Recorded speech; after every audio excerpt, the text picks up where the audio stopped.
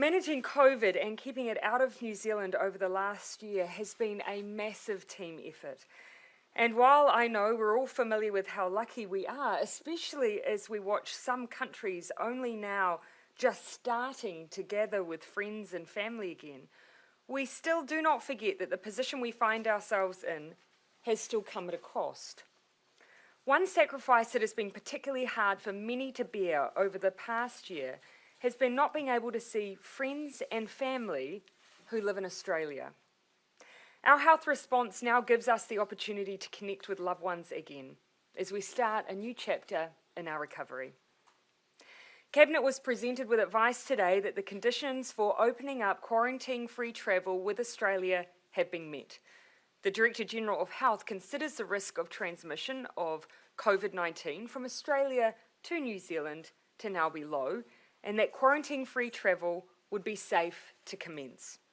Cabinet accepts that advice and is confident not only in the state of Australia, but also in our own ability to manage a travel arrangement. While Queensland has recently undergone an outbreak connected to the border, this too looks contained, and Cabinet believes any residual risk can be managed with additional precautionary processes such as pre-departure testing if needed. On that basis, I can confirm that quarantine-free travel between New Zealand and Australia will commence in just under 2 weeks' time, from 11:59 p.m. Sunday, April 18. This is an important step forward in our COVID response and represents an arrangement I do not believe we have seen in any other part of the world, that is, safely opening up international travel to another country while continuing to pursue a strategy of elimination and a commitment to keeping the virus out. But while quarantine-free travel to Australia and vice versa will start in a fortnight, it will not be what it was pre-COVID. While we absolutely wish to encourage family and friends to reunite and visitors to come and enjoy the hospitality New Zealand is ready and waiting to offer, those undertaking travel on either side of the ditch will do so under the guidance of flyer beware. People will need to plan for the possibility of having travel disrupted if there is an outbreak. But to help people plan ahead and make decisions around their travel, we want to share as much information as we can about our decision making. Just as we have our alert level settings for managing cases in New Zealand, we will also now have a framework for managing an outbreak in Australia. In many ways, we will treat Australia as a region of our own when making decisions on restrictions, albeit one with the complication of multiple internal borders. To help make that work as seamlessly as possible, our officials are already working closely together, and our health teams will be part of calls that discuss new cases that may emerge both here and in Australia. Once we know about a case in Australia, we will have 3 possible responses when it comes to flights and access to our border. And we've captured these with a framework based on continue, pause, or suspend. As you'll see from the material provided, we've set out the types of scenarios that could lead to each response. They broadly follow the kinds of decisions that you'd see if there was a case here. For instance, if a case is found that is quite clearly linked to a border worker in a quarantine facility and is well contained, you'd likely see travel continue in the same way as you would see life continue if that happened here in New Zealand. If, however, a case was found that was not clearly linked to the border and a state responded by a short lockdown to identify more information, we'd likely pause flights from that state in the same way we would stop travel into and out of a region in New Zealand if it were going into a short lockdown. And if we saw multiple cases of unknown origin, we would likely suspend flights for a set period of time. In each of these situations, travellers in an affected state should expect 2 things. First, that they must follow the guidelines given to them locally. Second, that when travel does resume and they're able to come to New Zealand again, they could be asked to do one of 4 things depending on the risk. Either simply monitor their symptoms on return, 2, take a test before they depart, 3, isolate on arrival, or 4, possibly in some situations, go into managed isolation for up to 14 days. These precautions are all part of our preparation to keep COVID out, and of course are not based on hypotheticals. Both countries have had border incursions, and I know neither one of us wishes to export COVID to the other country. These protocols will help ensure that we don't.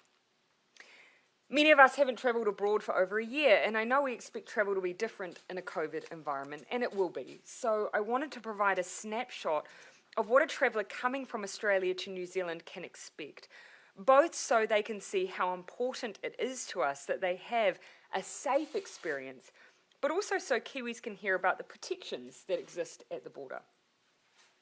When those in Australia currently make the welcome decision to come to New Zealand, they'll be making a booking on what is called a green zone flight.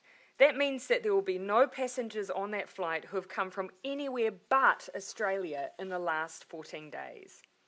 They will also be flown by crew who have not flown on any high-risk routes for a set period of time.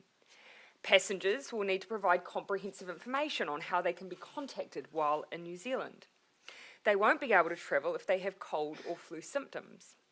When they fly, they will be required to wear a mask on the flight and will also be asked to download and use the New Zealand COVID Tracer app for use while in New Zealand.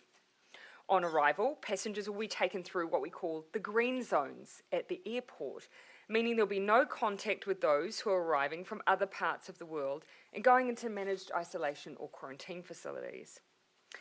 We will also be undertaking random temperature checks of those arriving as an extra precaution. All of that alongside, of course, the usual welcome that we like to give all those who are either our guests or who are returning to Aotearoa, New Zealand.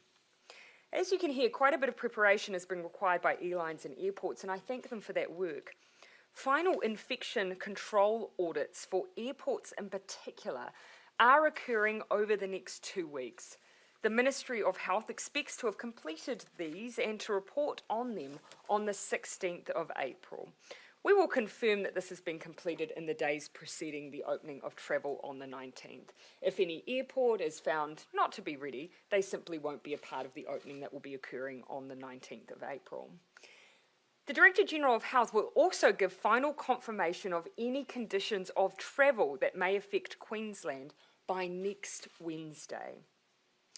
Before I conclude, I want to make a final comment on the implication for managed isolation spaces. It is estimated the bubble will free up around 1,000 to 1,300 rooms per fortnight within managed isolation facilities. Of course, there is a range because there is no allocation to Australians or anyone travelling from Australia for rooms. They are just part of the general MIQ bookings. We will retain roughly 500 spaces as contingency, should they be needed as part of the new Trans-Tasman arrangements. We also have a small number of facilities that we consider to have only been suitable for travellers in quarantine from low-risk countries, and indeed some facilities that is what they have been used for alone. With the opening of travel, we will look to decommission these facilities, but in the meantime, we are considering whether they could be used for other low-risk countries, such as the Pacific Islands. As a result of this, we do not anticipate a large number of vacant quarantine spaces to come on stream. Minister Hipkinson will make further announcements on this in the coming weeks, and I should add, it does not change the fact that we are separately doing work on whether or not we can enhance the arrangements for family members who have been separated by the border measures. That work continues and will not be affected by these MIQ decisions. Let me be clear though, New Zealanders can still return home and there will still be thousands of spaces in MIQ for those returning citizens and permanent residents.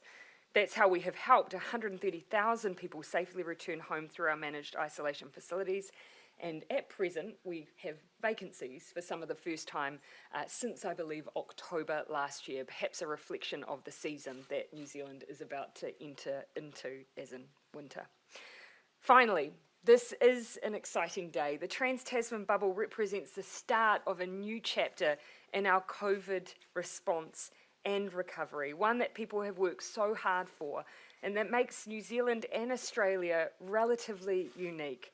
I know families, friends, and significant parts of our economy will welcome it, as I know I certainly do.